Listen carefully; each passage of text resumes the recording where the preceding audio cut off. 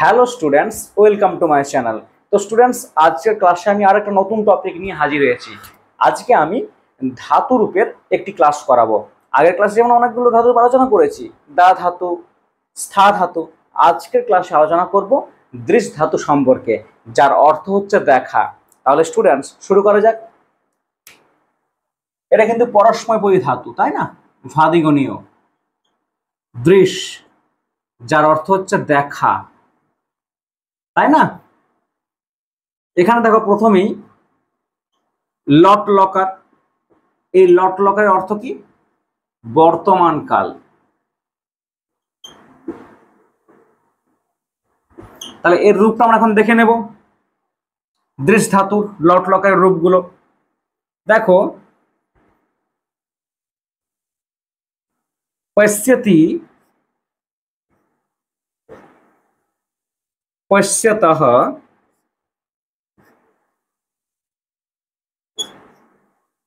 পশ্যন্তি, পশ্যসি,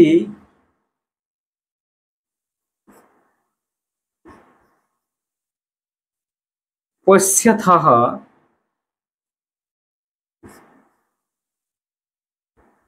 পশ্যথ,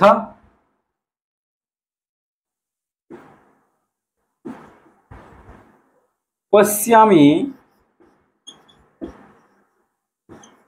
পশ্যাবহ,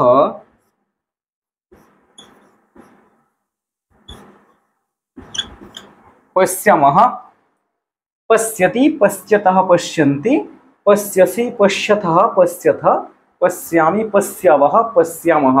খুব সোজা, তাই না? স্বপশ্যতি, সে দেখছে। বালকঃ পশ্যতি, বালকটি দেখছে। বালকাঃ পশ্যন্তি, বালকগুলি দেখছে, তাই না? অহম পশ্যামি, মানে আমি দেখছি। বয়ম পশ্যামহ, মানে আমরা দেখছি। বোঝা গেছে? তং পশ্যসি, তুমি দেখছো। তাহলে খুব সোজা। তাহলে স্টুডেন্টস এতদূর অবধি বুঝতে পেরেছো? তাহলে পরের লকারে চলে যায়। দেখো,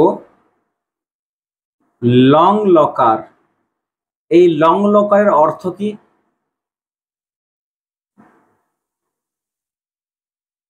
অতীতকাল, তাই না?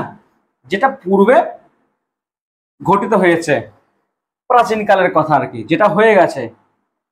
দেখো এখানে দৃশ ধাতুর রূপটা লং লকারে অপশ্যৎ, অপশ্যতাম,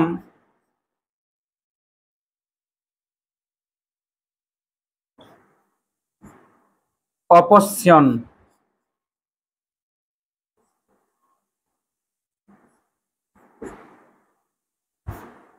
অপশ্য,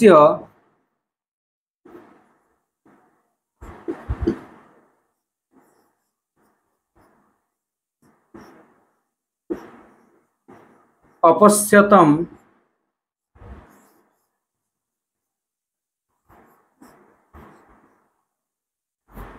অপশ্যত।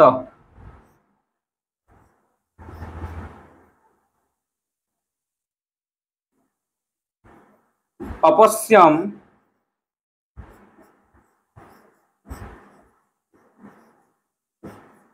অপশ্যাব,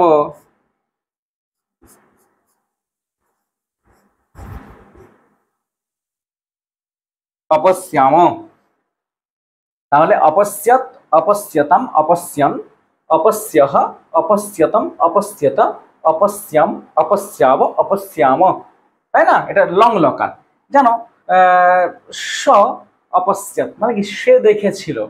অহম অপশ্যম, আমি দেখেছিলাম। তম অপশ্য, তুমি দেখেছিলে। এই অর্থে প্রাচীনকালের ঘটনা, যেটা ঘটে গেছে। তাহলে স্টুডেন্টস বোঝা গেছে এতদূর অব্দি? তাহলে পরের লকারে চলে যায়, লিট লকারে। লিট লকার,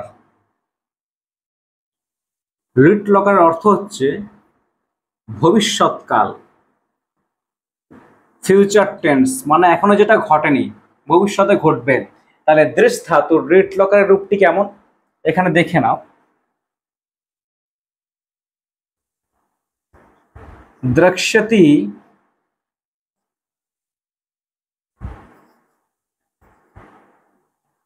द्रक्ष्यतः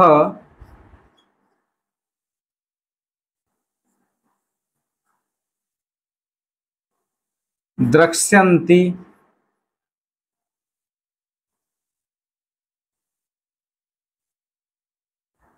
द्रक्ष्यसि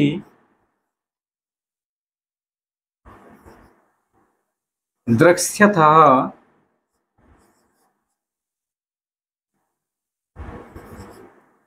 द्रक्ष्यथ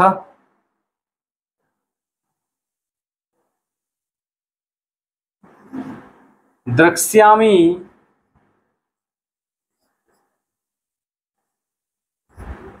द्रक्ष्यावः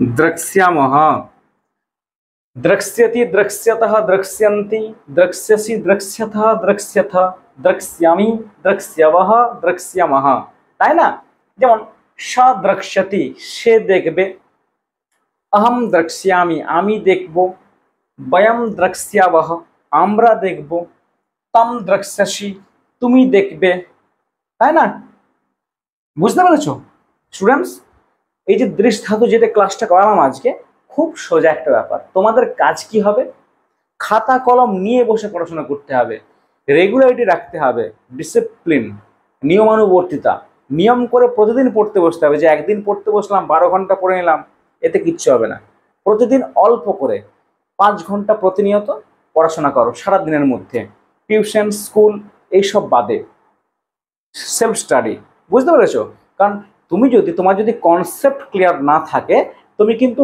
ঠিকঠাকভাবে পরীক্ষায় এক্সাম দিতে পারবে না তোমার কিন্তু রেজাল্ট হবে না বোঝা গেছে একটা কথা স্টুডেন্ট মনে রাখবে যে নৌকা যেমন মাঝিবিহীন সঠিক গন্তব্যে পৌঁছাতে পারে না তেমনি মানুষ স্বপ্ন ছাড়া সফল হতে পারে না তাই স্বপ্ন দেখতে শেখো আর স্বপ্ন পূরণের জন্য নিরন্তর প্রয়াস করে যাও